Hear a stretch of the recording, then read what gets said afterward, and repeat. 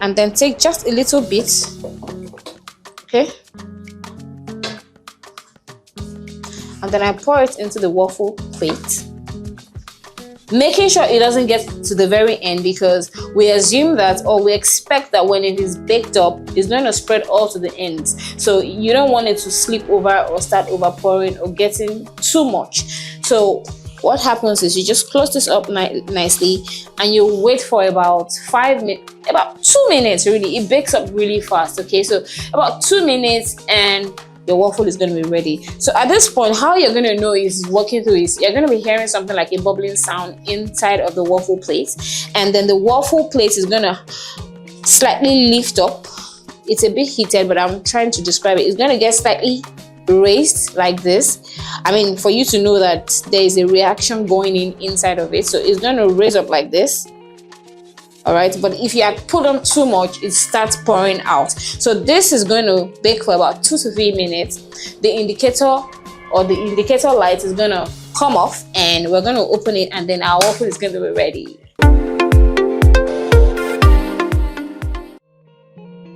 Oops, our waffle is ready. And that's what you have. Look at how cute this is.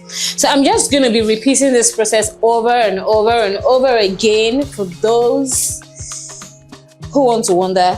In case you want to use this for your breakfast trays, this is very perfect. Look at the size. You just have like 2 or 3 of these with your scrambled eggs and your sausages and the likes of your varieties, your baked beans and everything. But if it's for ice cream, all you need to do is just to put this at the center of your plate and scoop a bit of ice cream on it and drizzle up with some caramel or chocolate. Add a fresh fruit and you're good to go. All right, so we're going the second time now. Just like I did the first time, I'm using the 1/4 cup. Pouring this, starting at the center, as you've seen, and then I just simply close it and allow for it to spread by itself. The heat is gonna like spread it out so that it can have the defined edges as you see this first one. So it doesn't have excess, edges that wouldn't look very neat and presentable. So we're just going to wait a few seconds again for this to be ready. And again, this is what I explained the first time, that immediately the reaction starts. Look at this. It starts lifting up by itself. And that is also to show you that when your recipe is very right, the right reaction is going to take place, okay?